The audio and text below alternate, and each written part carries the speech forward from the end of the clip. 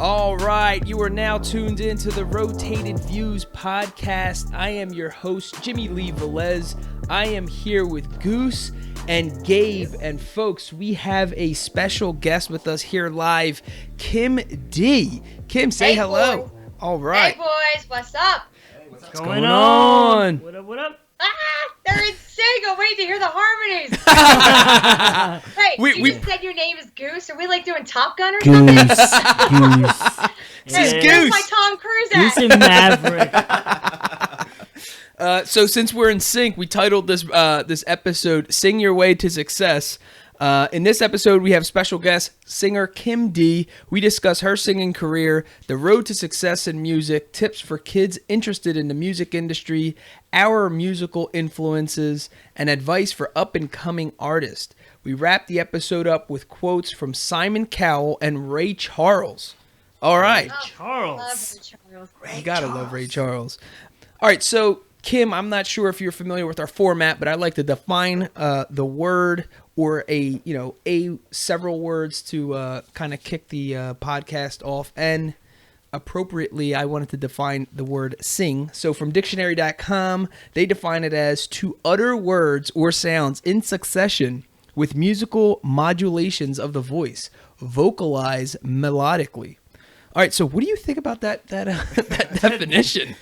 Not for nothing. That was a mouthful. It definitely was. It really was a little too much. I always say this when I find we go to dictionary.com to define some things, and number one, I can't stand when they use the word that you're defining in the definition, and number two, they use these huge complex words that I still don't even understand what the word means. Yeah. So luckily we have a professional singer here to describe to us however she describes singing.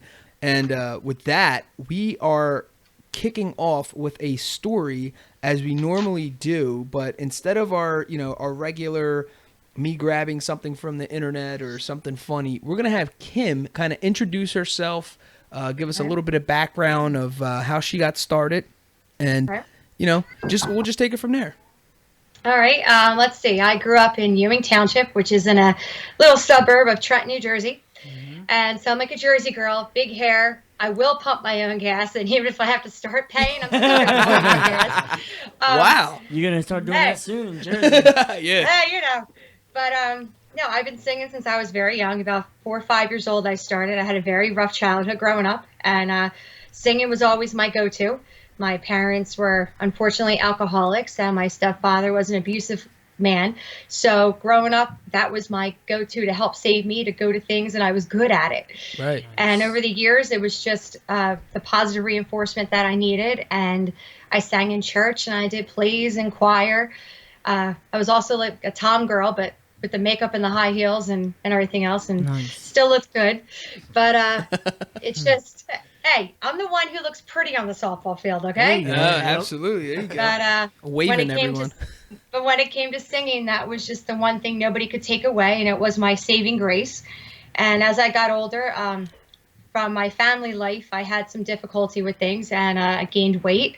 And it just was, all I can say was my saving grace. I did a lot of things and sang in bands, and I did the bar thing, and I was a wedding singer for 16 years.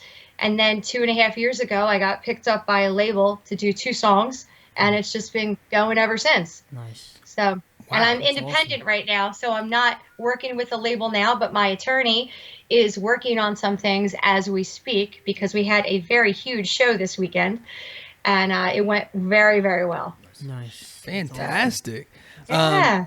That was super interesting, and now I'm like beyond curious. So basically what I'm hearing is the whole music thing was your outlet. Yeah, it was. I had an iPad or an iPod. I don't know if you guys remember when iPods came out, you could like personalize them. and I wrote on the back, because this was true. I wrote on the back, "Art saved me," and instead, people would write their names, but I wrote like that quote because obviously it's a musical little device, and I just thought it was cool. And I always said that because it was my outlet, was drawing, doodling, painting, whatever, writing.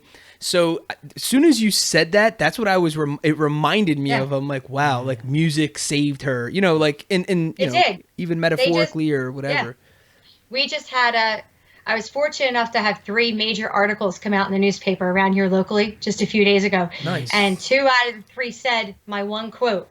I was like, music saved me. Singing saved me. Wow. It was my grace. It's my therapy. When I was going through things, that's what I went to. When my parents were arguing, okay, fine, I'm going to go sing. When things were bad, I'm going to go sing. Yeah. Because it was the one thing that nobody could take away. Just like your art, people can't take that away because not many people can do what you do. Exactly. Just like, and even, I got put it in a nutshell. I was sexually abused from my stepfather from the age of 5 until 10 years old. Wow. So growing up, you thought that your normal was normal. And then when you found out that it wasn't normal, you had to have somewhere to take place of that. So you go through your things. People go to alcohol, they go to drugs, they go to be promiscuous sex or whatever. I went through some things when my teens into my adulthood, my early 20s. I like to drink, I like to party like the rest of everybody, wanted to forget the world, but I still always went to singing where it kept me grounded. And I had that positive influence, But like I said, my mother passed away in 2004, and that's kind of where my life actually began. Because I was 27 years old when I had got my stepfather arrested for what he did to me as a child. Oh, wow. And so once I faced my demons, I was able to move forward, and not everybody's as lucky as myself to do that. And I was. So this weekend we had this huge video release party for my new song that I had written with someone else. And it was unbelievable between the community coming out.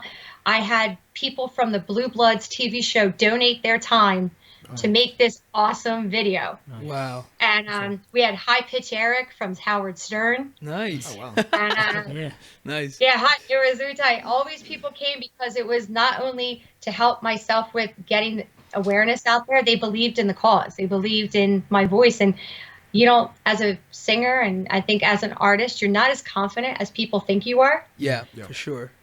And I like to stay humble and real. So, Yeah, no, it's funny that you said that, because I remember in high school, and I guess it was high school, but we did a project. We did like an art project, and I poured my heart and soul into this. I think it was like some mosaic, art piece or whatever. And I never forget blushing when I had to show the class my art piece. And it was because it was like I felt like almost naked, like I'm giving a piece of me to you, and it was personal to me, and it really wasn't up for criticism, but that's what part of the project was all the criticism. Like everyone in part of the class had to like say, what I could have probably improved on. And I remember just standing there, I felt naked just standing there, like oh my God, it was like so personal. And then everyone's just like crushing it. Like, oh, well, you could have did this better. You could have. And in the back of my mind, when I looked at it, it was like a masterpiece. So when you're saying that the confidence, it's because, well, I mean, you could say what it is, but for me, it was because it's so, you pour your heart and soul, and this is you. This is very personal. Well, I was scared that people weren't going to like it, but at the same time, when you put a story of mine out there, you make yourself vulnerable, and you just got to do it. If I'm going to preach to people to speak up and talk about, child abuse and awareness, even though it makes me feel a little uncomfortable, you got to start somewhere, and someone's got to speak up, and someone's got to say something. And I think I'm that person to be able to do that now. Years ago, I couldn't, and maybe I can be the voice to help other kids and help other adults. And it helps me, believe it or not. It's actually therapy for me. But Saturday night, that's what happened. I went out on that stage and just put it all out there. That's awesome. And that's what it's all about. I mean, I don't know. I'm not like a musical expert by any means. Of course, we watched all the classic shows, and you kind of see how the judges are there, and they're, and I'm not assuming by any means this is how music goes, but just hearing some of the stuff that they say, what separates, a good singer versus someone who's just average or whatever. A lot of it is making yourself sound believable. And when you have a connection to what you're singing, and you have a cause, and you don't even have to make it sound believable. It just is believable. Yeah. That stuff is just coming from the gut. Yeah. You believe everything that you're saying, and it just pours out, and you could just tell this is a passionate person who's been through some things, and they are letting it rip. You can feel the emotion coming through. Most of the time, people want to hear a story to tell. They're open-minded. They want to hear someone tell a story. Believe me, I was scared. When I saw the first newspaper article that came out on Thursday, it was very blunt.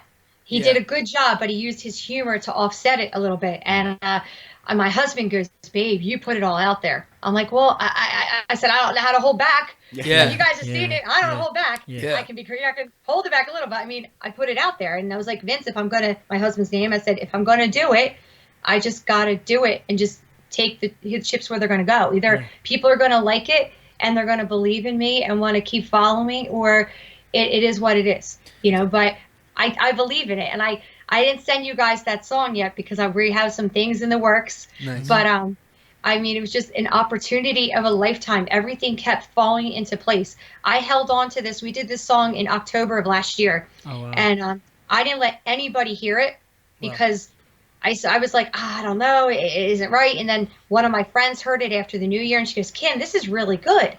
And I was like, well, thanks. But I still couldn't believe. I'm like, we'll see. Right. And then she kept letting people hear it. She goes, Kym, this is really good. The guy from Blue Bloods likes it. This person likes it. Oh, we're going to be in the off season soon. Oh, let's go have some fun. We're going to do a music video. And it wound up turning out to this. I thought it was going to be a small production, and it was a huge thing with makeup artists, stylists, camera guys, lighting guys. Awesome. So I came on set thinking, okay, this is going to be a day shoot, It was months it took us to get ready for the first day. Wow. Then we did another day, and there were long hours. And then it took us another month and a half to do the final scene because everybody started getting into their lives again. But when people are donating their time and you want it to be right, you don't want to rush into something. Yeah. Sure. Everything turned out the way it's supposed to be. And then when we saw the video Saturday night up on that screen and everybody's hard work showing and everyone appreciated it, and I made sure I rented the biggest LED screen that I could. I could afford. And it was just amazing. And everyone nobody had a dry eye leaving the place. Awesome. And awesome. In the one other newspaper article, I said, I don't want anyone to think this is for sympathy, because it's not. It's to raise awareness and tell my story. And I made sure I said that, because you know how people can be, and they're like, oh, she's just trying to get this to get people to feel sorry for her, and it's not like that at all. I donated all the proceeds that are going to a charity locally to help a family who was a crime victim to sexual abuse or child abuse. Oh, wow. Nice. So, wow, that's like some powerful stuff there. But I wanted to go back to, and it kind of correlates with what you were just saying. But when you and your husband had a discussion after the article came out where you put it all out there, I don't even feel like I know for a fact, like every single one of us, Kym, Goose, Gabe, myself, we all go through our own little things, right? We all have our own little personal things, but it depends on the kind of person we are. Who's going to hear that? Like, I know personal stuff of Goose that Gabe doesn't know, and I know personal stuff of Gabe that Goose doesn't know. But when someone like yourself has the platform that you have, and you do put it out there, there's little girls, little boys, there's adults, there's elderly people that touches the lives of all ages. And it inspires them to fight, not only fight, but to overcome something they felt like they were all alone. And then finally they find someone who has a story to tell, and not only has a story to tell, is willing to tell the story. That's where the compassion comes from. That's when the relatability comes from. That's where people connect to you on a whole other level beyond music. It's a beautiful thing. Yeah. I had a lady, I'm not going to say who the person was, but she had written to me saying, she's like, thank you for saying what you said and speaking for those who can't speak for themselves. And I was in, and it might not sound like a lot of words to mean a lot, but someone like me who wasn't sure if it was the right decision to go ahead and do that. And because there's other players involved, I have my family to worry about, and you know, it's just a lot. But I want my son to say, hey, my mom, you know, she's not scared to put something out there to tell the truth. I want my kids to, you got to lead by example. Absolutely. You know what I mean? You guys have kids, you want to lead by example. And how can they grow up to be these great human beings if we don't show them that, hey, it's okay to be different. It's okay to stick up for what you believe in. You know, it's okay to speak up, you know? So yeah, it was just nice to hear that, because you don't hear that all the time, you know? Yeah. So going with your, you know, the story that you have to tell, is there something else you want, you know, the people out there to know, or your fans to know about you, aside from apparently it's this specific song that you have got me so intrigued right now that I'm dying to hear. Do you want me to email it to you right now so you guys can hear it? No. We'll wait. We'll keep the suspense going. Okay. I appreciate it. And but is there something else? And along with that, are you able to release your message in your music, or do you hold back, you know, in a lot of things that you want to say, or is this one of those, you know, kind of, you know, this change in, you know, your artist work or whatever it is? Well, I'm the type of person, I'm 41 years old. How many more? I'm very lucky to be here. 3 years ago, I almost died after having my kids.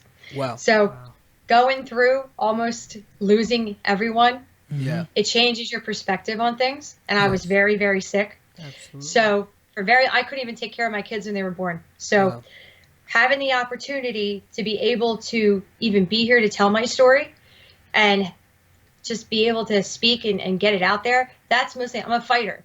Yeah. And, you know, I'm thankful and I'm grateful. And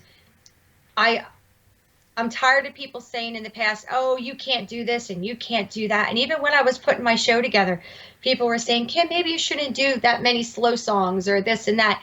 Well, guess what? It's my show. I'm going to do what I feel that I need to do. Let me tell you, I did 4 acoustic songs that I gave them, Who's Kym D? We went through the spectrum of where I am now. So I said, okay, I used to sing in the bars, and I would sing Journey and 4 Non-Blondes, and I would do U2 and all this. So I did it. Yeah, and everyone's like, they're like, she sings that stuff? And I'm like, yeah, I did some covers. And then I added in some of the stuff that I did. And then I'm like, oh, I was a wedding singer as well. And I'm singing songs in Italian. Wow. Nobody's used to that. So awesome. I was doing all these different things, and I like to share the spotlight. I don't like it just to totally be about me. Yeah. So I was like, I'm having a great time. I want to include other people. I had this awesome girl named Margie Martino open up for me. She's fantastic.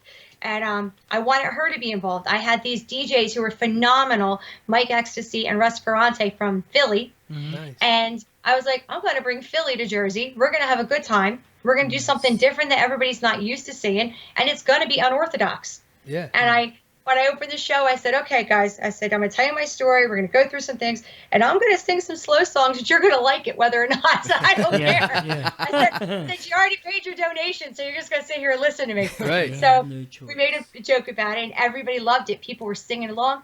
I'm not your typical Orthodox person. Yeah. And they say, what kind of genre do you do? I personally do a lot of top 40 songs I like. That's what I'm trying to get into. Yeah. But I can sing anything. So any style you throw at me, that's why I'm hoping to get something good out there with me. I'm a very soulful singer. I'm a white girl with some soul. Yeah. But it's just getting the message, and I just want to perform on stage. You know, that's just it. Yeah. What's describe the feeling that you get when you are performing? If you can. I know sometimes people say it's like this ecstasy that you really can't put in words, and it's kind of doing a disservice by describing it in my minimal vocabulary. But the way you can, as best as you can, what is that feeling that you say you just want to perform? That puts energy in me hearing you say that. It's that aha moment. It's that aha moment. Yeah. Like I get nervous still. Yeah. And I talk with my hands because I just am Italian, and that's just how it is. Yeah. And but my husband says he's more Italian than me because his first name's Vince. Yeah, I was gonna say Vinny sounds like a. He's not. He's a Polak. Don't even go there. That's hilarious. That's funny. But it's like you step on the stage and sometimes you feel that everything is right. Yeah. And it's just that aha moment. The lighting's right. The sound is right. The music's sounding perfect coming out. Your voice is just escalating over the crowd, and you hear it in the back of the room. Yeah. And when you have everyone's eyes paying attention to you, and they're not talking, they're not looking on their phones, and their phones are directed at you trying to do a live feed, that's like, wow. Yeah. And I had that the other night, and I've had it before, but the other night was, for once, it was about me. I've always opened up for other people. I've sang for TKA, Noel, Stevie B, Lisa, Robin S. I've done a lot of freestyle singers and some others, but it was finally about me. And like I said, I have a hard time letting it be about me because I am humble when it comes to that. Yeah. But it was funny. I was in Miami, and people look at me. I'm a little older, but I don't exactly look my age when I'm all dolled up. Yeah. But I sit back and I let everybody talk. And like, oh, I do this, and oh, I do that, and da-da-da. And I'll just sit back and be quiet and listen. Right. And then when I go up on stage, then it's like after I get off, it's like crickets. Great. Like, it's the best feeling in the world. Yeah. Yeah. And these young artists got to learn you can't keep talking smack because you're going to get somebody else who's going to whoop you. Yeah. And I like that can of whoop, whatever, Yeah. Because you got to always think there's someone out there who's 10 times better than you. Yeah, for sure. But it's all about, I think, the attitude and how you approach it. Yeah. And you got to stay humble. You got to remember where you're at. And I'm just trying to get to the show. Yeah. That's all. Yeah. I want to get to that next level and keep climbing. And I want to just perform. I want to be on that stage with all these big people, with thousands of people looking at me and say, oh, we really like her music. And there's going to be people who don't like it, and that's fine. Everyone's entitled to their opinion, even though I don't really like them, but that's okay. No, I'm only joking. So your story and listening to you talk even more is one of triumph, right? And I'm trying to. Our crowd of listeners are a bunch of go-getters. They're entrepreneurs, and we're titling this "Singing Your Way to Success." What's your tip to folks out there that, and this is totally off the cuff, so I'm just getting it because of this energy you're providing. What keeps you going? Like this is like a beautiful story that's just like the way it's unfolding and the way you're describing it is this. It's like a movie like that I want to watch. I don't know. Maybe your life should be a movie that should be put all together. And yeah, you know how we were talking about my kids. It's my kids and my husband. Yeah. That keeps me going, honestly, because I'm already grounded. I'm not out on the road looking for the next boy toy. I'm not I'm not a real big drinker. I don't, there aren't any demons in my closet that I already haven't put out there. Yeah. So nobody can say, ooh, we know this or we know that. I'm in it for myself, and I'm in it to help. I'm in it to send a message. I'm in it because it makes me feel good to be up on stage. Yeah. And I'll say that is selfish on my part, but I love it. It's like when my husband married me, I'll tell you guys, I was a 300-pound lady. Yeah. So I had a lot of junk in the trunk back then. I had gastric bypass surgery back in 2011. And my husband loved me whether I was a big girl and now that I'm a smaller girl. And you just see things so differently because people judge you. And I'm not like that because I've seen both sides of the coin. Right. And it's just I'm in this because I love it. And I'm in this because people are giving me the opportunity to be able to climb those stairs to try and get higher. Yeah. And like I said, my family and God, and I'm thankful to be doing what I'm doing. And if this is the only thing I do until, I wake up tomorrow morning and they're like, Kym, you can't sing anymore, I can say at least I tried and I've gotten there. But I want more. I want to be performing in the big shows. I want to hear some great music that people have and they're saying, Kym D, we love your voice. We want you to sing. I would love that opportunity. Guys, Kym D is a winner. Yes, she is. Love it. Absolutely love it.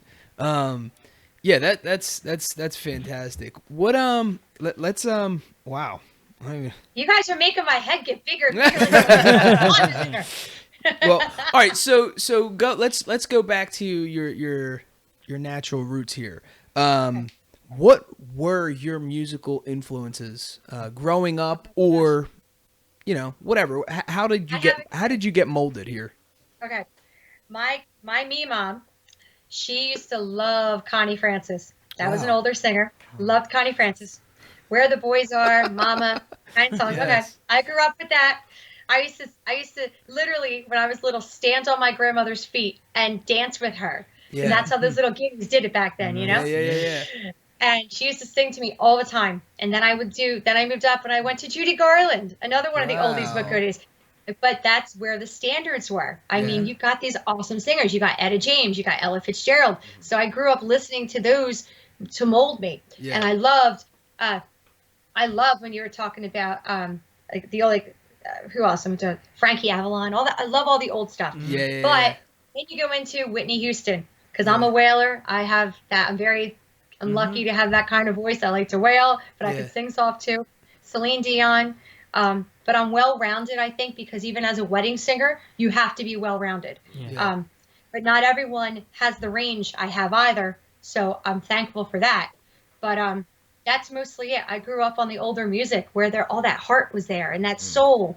And, you give me some soulful song, like my husband says all the time, you should have been born in the 60s to be singing all the 70s music. I love disco. Yeah. Boy, you get me in disco shoes and some platforms and a mini skirt, and I'm a happy girl. That's awesome. Great. Yeah. So is that something that you have? Like, you have kids, right? So yes. Is that something that you want to pass down to them, or what kind of music do you have around them, or do you're bumping all these old classics, or? We do a little bit of everything in my house. My daughter already does the singing. She's 3.5. She shakes her little money maker like there's no other. And my oldest, he sings, but we try to get him to play guitar, but he don't have the attention span yet. But neither do I at 41, so I think he's screwed. Yeah. And then my other twin, the 3.5-year-old, he's very quiet, so he's the one I worry about when he gets older.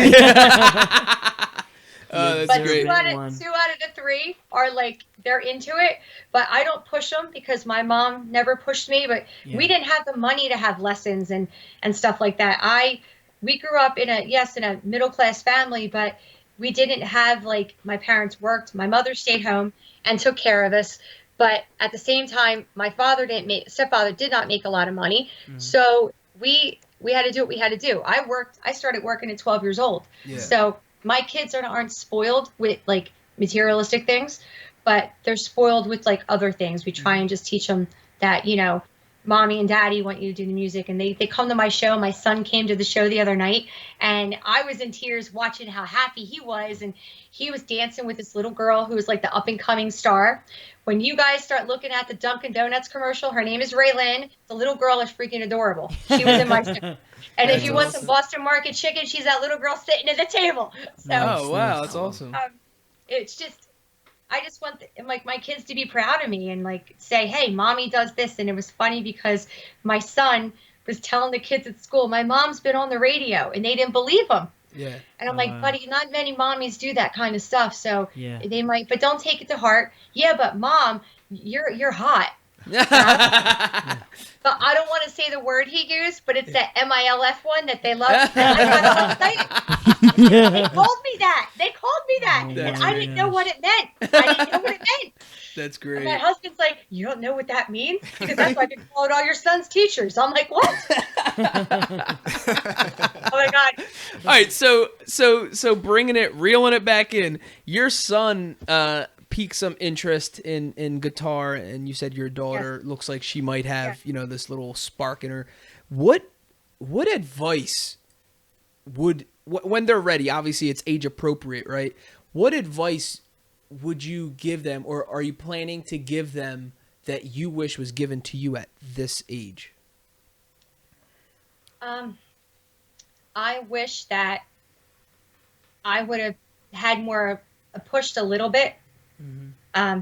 I wish, like, my mom showed interest, but like I said, our household, we had issues, but I wish there was just a little more interest in it. Not where it was overbearing interest, but if your kid or your child loves the instruments and they have a good ear, let them do it. lessons, let them do the guitar, or let them try anything, drums, even though you're going to need some earphones for that. Yeah. But like, let them try it. You know, don't push them to do it, but let them try it. Because if they don't try it, they're not going to know.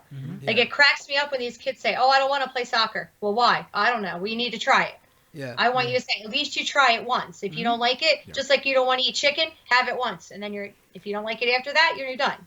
Yeah. But you got to try it, and you see what you go from there. But don't push, because sometimes I think when you push, it makes you go in the opposite direction. Yeah. And you go the other way, you know. But that's more, when it came to singing with myself, I had to sing. I had no choice. I loved it. That was what I loved to do. Yeah. And that's, like, when you wake up in the morning and you think about singing, and you go to bed at night and it's the last thing you think about, you're meant to be a singer. Yeah. And I think if you play an instrument and you're thinking about what kind of music can I do, and you're thinking about it all day long, or you keep a pad by your bed and you want to write lyrics down, because I do that. Yeah. You're meant to be a musician. You're meant to be a writer. But I think that's in everybody. It's just honing in on it and finding what really works for you. I didn't know that I could write until about a year ago. Oh, wow. I was like, I can't do that. Yeah, I was like, I wrote Fate.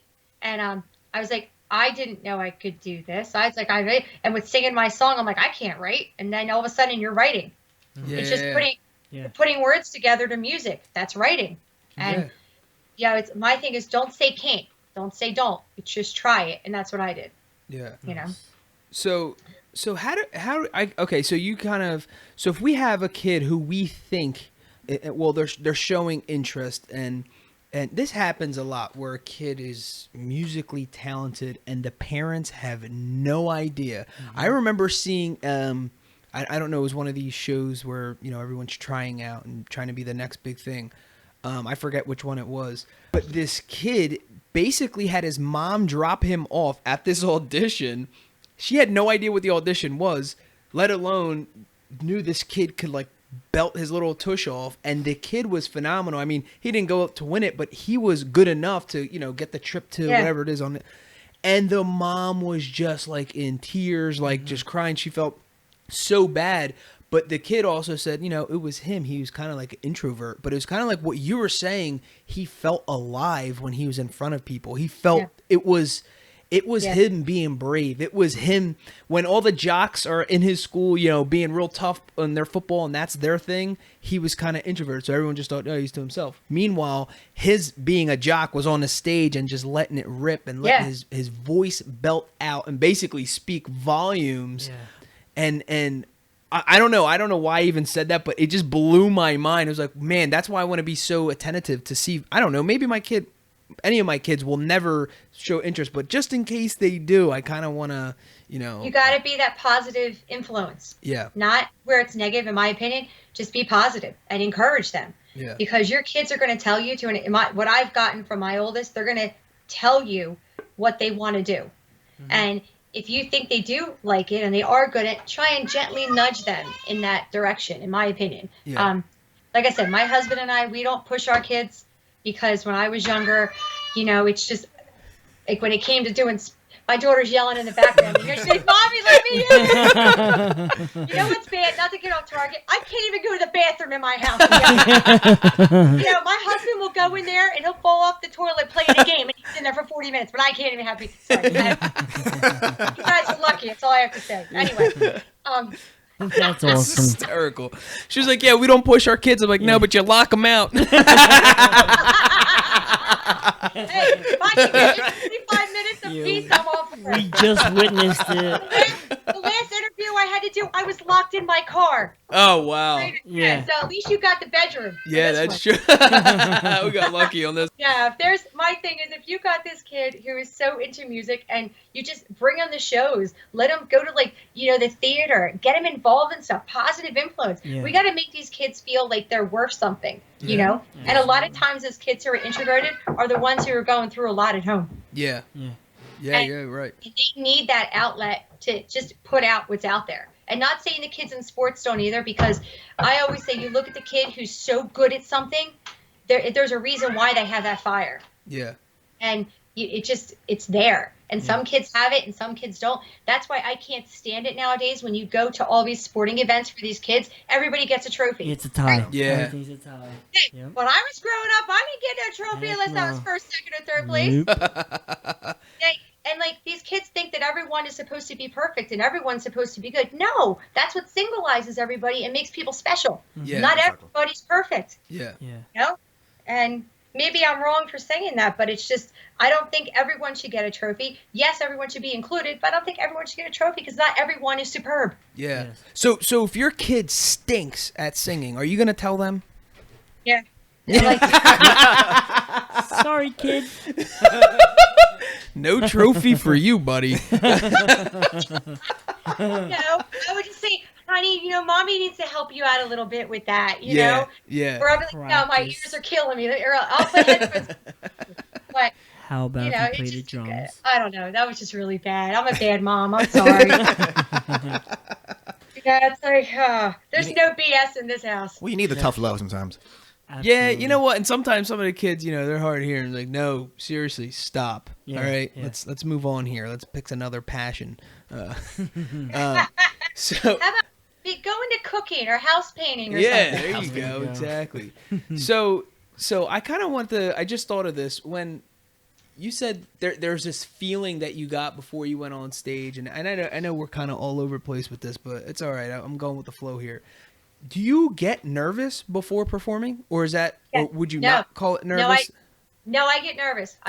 When you stop getting nervous, you don't need to be performing anymore, because that means you're getting too overconfident and you don't appreciate what you have in front of you. And that's just me. Wow, that's awesome. Yeah, I heard once. I'm into the whole personal development industry, and public speaking is part of that. And it's kind of the same thing. Obviously, you go on stage. It's different kind of performance, but you're speaking in front of a bunch of people. And I literally am scared / nervous every single time, no matter how much I prepare, no matter how much I know my message. And I was telling this to a very successful public speaker, motivational, speaker or whatever, and he was saying, if you don't feel that, you don't know if you're even alive. If you're going up there, it's kind of like what you're saying. He's like, that's life. That's how you know you're alive. Just that pulse, that energy, that excitement. He's like, you want that. You don't want to go kind of like, Kym, what you're saying, go in there so confident. And you know what? The time, he's like, the time you go up there very confident is going to be the time you're going to have a heckler in the crowd, and it's going to blow your horns off, and it's going to humble the living hell out of you. Yeah. And let me tell you, I was humbled many, many moons ago. Yeah. When I was in my early 20s, you go around thinking, you know what, don't stink, and you go to these places. Let me tell you, I was humbled a long time ago, and I said, you know what, there's a reason for that, and that's how I learned. There's tons of people way better than you, but I get nervous all the time. But you know what it is? When you get up on the stage, it's like the yin to the yang, and it just goes together, and I just feel alive. Like, I couldn't wait to get on that stage the other night. Especially, we had over 500 people that were in this room just to come and hear and see the video and meet everybody. And then afterwards, we went down. I said, okay, whoever wants autographs, give me 5-10 minutes, and I'll meet you on the red carpet, and we'll do things. And all these people were so overwhelming. They all came, and they're thanking you and saying, Kym, thank you so much for just performing and sending this message out and putting yourself out there. And it made me appreciate them, not them appreciate me appreciate them, because I wouldn't be doing what I'm doing if no one's listening. Yeah. And I'm just starting to really get my Kym D fans. Yeah, you have your family, but not for nothing, your haters love seeing you. And they'll be the first ones to buy a ticket and sit in the front row. Yeah. And you know what? I'm going to get a shirt that says I need new haters. Yeah. That's awesome. Yep. Yeah, I mean, it's so just, true. I just love it. I love being on stage. I love it when the music starts playing. You got these bright lights, and the light guy goes, Kym, do you like that spotlight? I'm like, hell yeah, I like that spotlight. Put that on here, buddy. Make it brighter. I was like, I'm not wearing this $1,000 dress for a reason. So you mentioned haters, right? And just in general, beyond the music industry, this is something that we talk about often on the show.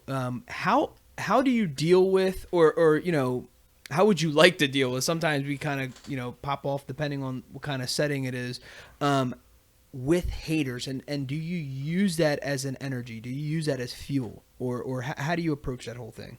I'm human just like everybody else, and I think words hurt a lot sometimes, and they cut harder, they cut more than a knife. Yeah. And you try and have thick skin, and you can only have so much. But the good thing is, I'm not in this by myself. I have my husband beside me, and Vinny's like, "Don't worry about it. They don't mean anybody. They don't mean anything." Yeah. And if you're going to get in this industry, there's people who aren't going to like you. They're going to criticize. And my thing is, bring it on. Bring it on. Yeah, Tell me what you don't like about me, and I'll be like, okay, is that all? You got anything else? Like, I'm okay with that. Yeah. Because I'm not in my early 20s and thinking, oh my God, the world revolves around what everybody thinks of me. Yeah. I'm 41 years old. You're either going to like me, love me, or hate me. Yeah. And I'm okay with that, because at the end of the night, I can sleep soundly. And when I leave a show, and if you don't like me, I'm still going to go home. I'm going to put my pajamas on, and I'm going to lay down nicely at home in my pillow and put on the TV. Yeah. And I'm going to put on Lifetime, because it's a station that so, Lifetime resonates with her. Hey. Are you a Hallmark watcher for the holiday season? Yes, I am. It's on. It's channel 739 here in Jersey. And I can tell you, I was watching it before I saw you guys. As soon as you said that, it just popped in my mind. If I could have Christmas all year round, I would. Yeah. I would. That's great. Because that's when people are usually the nicest or the it's meanest. the happiest shows ever. Yeah. Too. So That's why I shop online now, because I can't stand going in the stores. Yeah. Man, yeah. Well, actually, online shopping, sometimes you know there's no waiting in line. You don't have to get in your car and get dressed. None of that stuff. Sometimes the deal's right there, and the convenience is unreal. Jimmy, it's called Amazon. Yes, Amazon is life. Yes. Seriously, absolutely. You guys are so much fun. So I want to put this not so much on a serious note, but you mentioned a lot, which I love. You mentioned a lot your husband. What?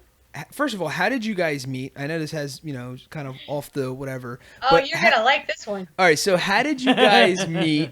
And without getting too mushy or anything, but what does he seriously mean to where you are now?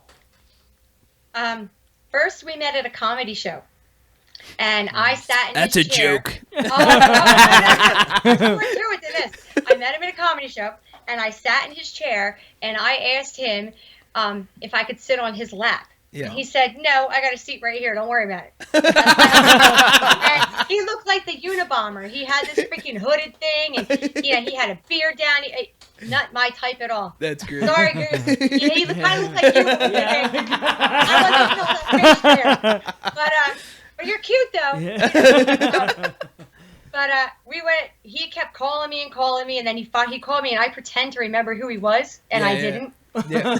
And he goes, "You really don't know who I am?" I'm like, "Yeah, I do." He goes, "What's my name?" I'm like, I don't know." Unabomber. And we just started talking and dating, and and it just worked. Yeah. And then ever since then, we've been together, and we've been together 12 years, married for 10, 3 kids. Wow. But Vinny, he had gotten real sick in the beginning of our marriage, and we stayed together through those hard times. Yeah. And then we had our son, and my husband works very hard, and he works long hours. He works for the railroad, so Okay. Yeah. he works nice. So you have to use that, and it's a give and take kind of relationship.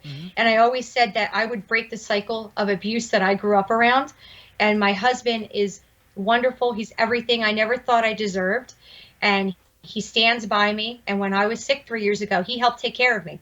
Yeah. And my husband says all the time, I always tell him I love him, but he says, "No, I love you more." Yeah. And I'm like, "No, you don't." He goes, "There always has to be someone in the relationship to love more." He goes, "I love you more." Yeah.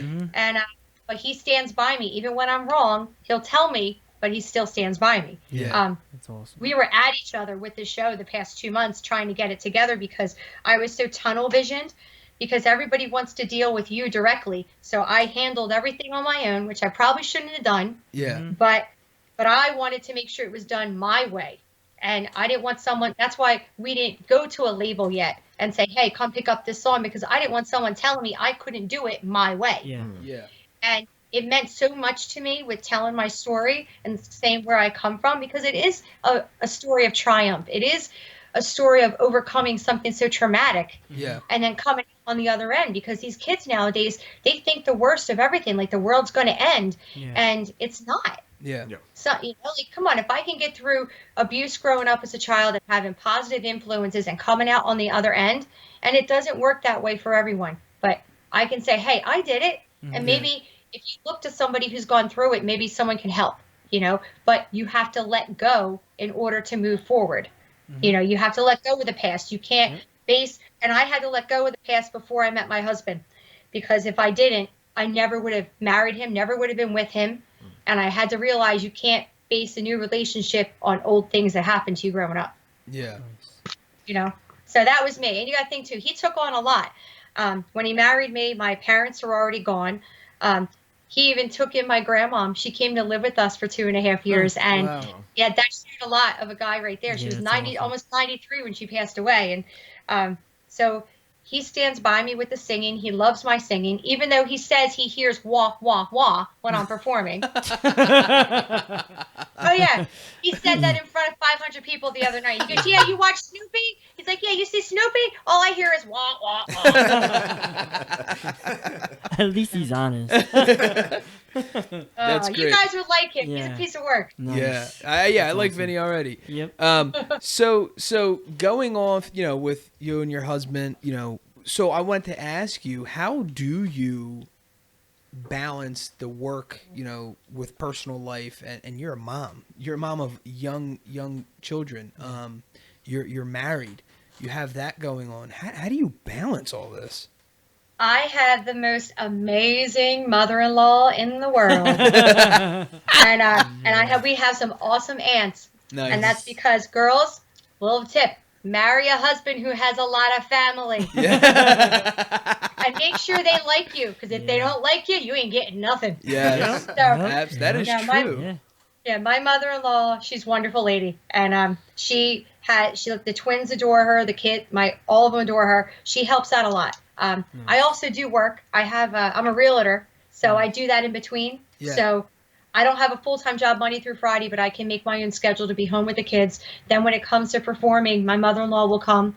And we have some of the aunts who will watch and babysitters to help. But for the most part, my husband and I work together on things. And I like him to come to my shows, because there's no reason why I need to be at a club without having my husband there. Yeah. Absolutely. And he is going to be the only person there besides a manager or my security who's going to have my best interest. Yeah. So I know that. Yeah, and, for sure.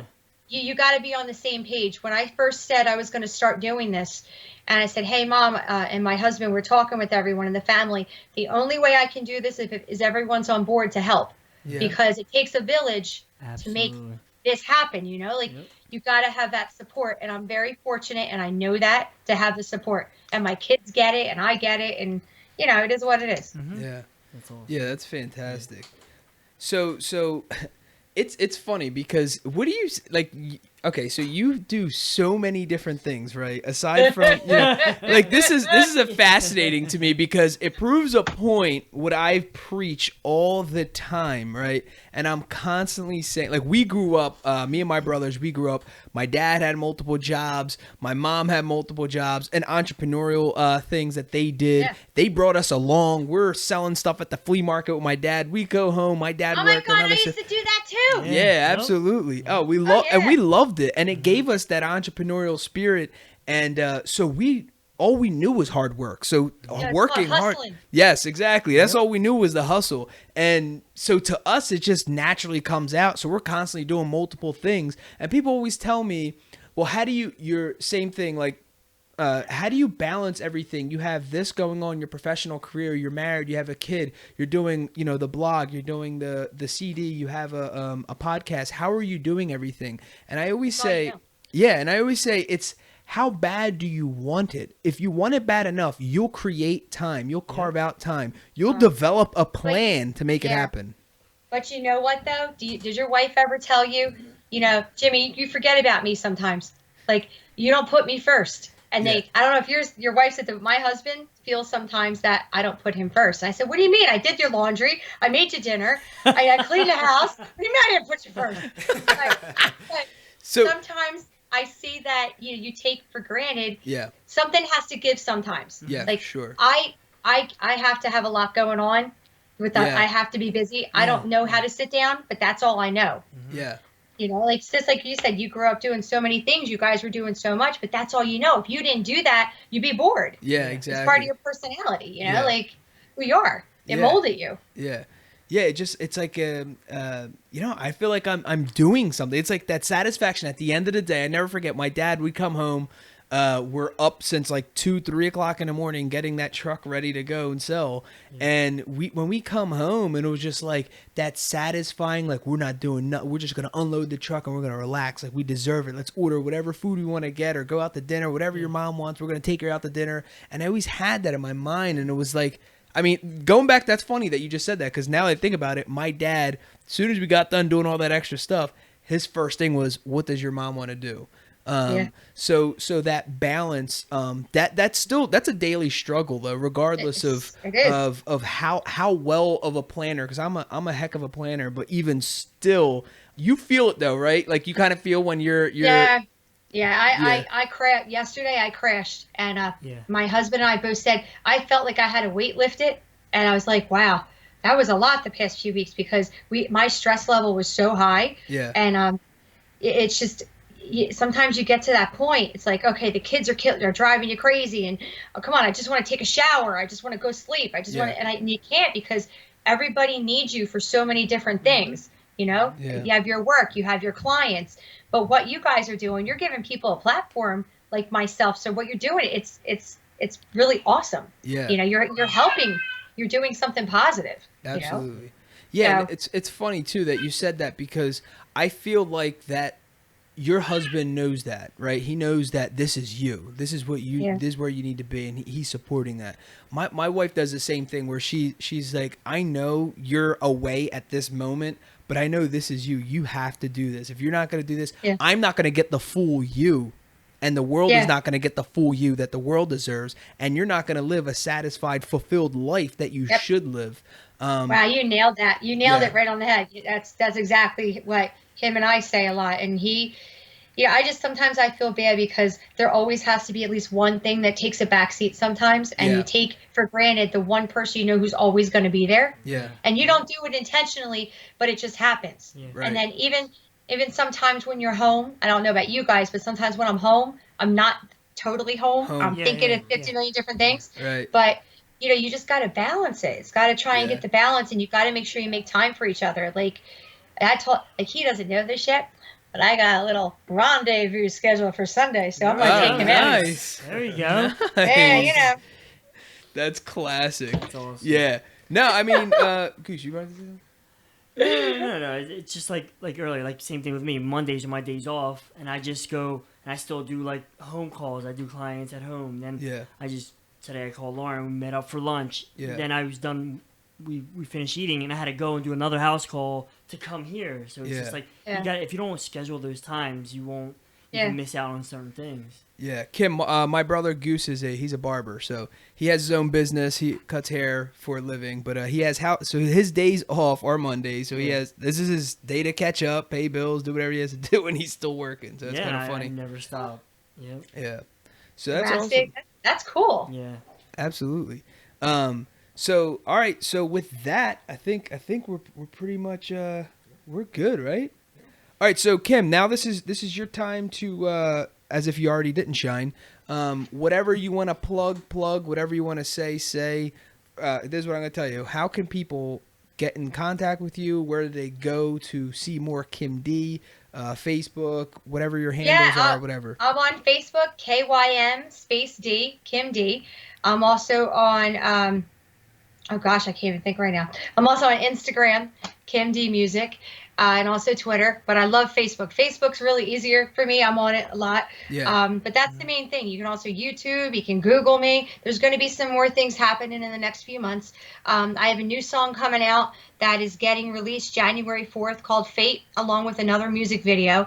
I did it with these guys in Miami, and it's a really good song. We got some really cool DJs on board who are pretty big to do some nice mixes to it, and that's going to be coming out. So there's going to be a few things in the works. So just check me out and check the stories and see what's going on. And I'm just glad you guys gave me this opportunity. I'm so glad you reached out because this was fun. Nice. Absolutely. Awesome. Hell yeah, definitely. All right, perfect. So we're going to wrap this up with a couple quotes. The first one is from Simon Cowell. If your lifeguard duties were as good as your singing, a lot of people would be drowning. And that's a classic, what you got to say. Simon Cowell kind of quote there. But we'll wrap it up with Ray Charles. With singing, the name of the game is to make yourself believable. When somebody hears you sing a song and they say, oh, that must have happened to him, that's when you know you're transmitting. It's like being a good actor. You make people feel things, emotions, and whatnot. Yep. Nice. So that's Ray Charles. All right. I love that. Yeah, I love that quote. That's beautiful. All right, so great. So Kym D, thank you very much for joining us. We had an absolute blast. It was fun. Can't wait to get all the new material that you have releasing here January 4th. It's exciting. Everyone go follow her on Facebook, Instagram, Twitter. Look her up, support her.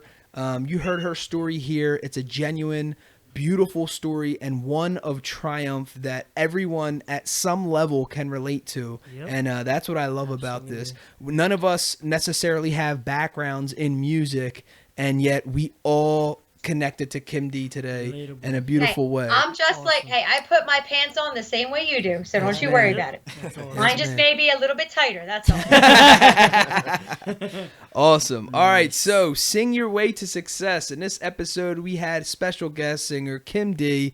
We discussed her singing career, the road to success in music, tips for kids interested in the music industry, our musical influences, and advice for up-and-coming artists. We wrapped the episode up with quotes from Simon Cowell and Ray Charles. Awesome. Guys, thanks again for joining us. The Rotated Views podcast was produced for self-development purposes. Huge shout out to our sponsors. This episode is brought to you by the Blessed Lifestyle brand. That is BL3SSED.com. Also sponsored by The Motivation Files Unleashed. This motivational mixtape will be your fuel for success. Available on all platforms. Guys, don't forget to visit the website, JimmyleeVelez.com. Follow us on Facebook and Instagram at Rotated Views. If you have any inquiries or questions, email us at info@JimmyleeVelez.com. On behalf of myself and the rest of the crew, we wish you massive success. Stay blessed.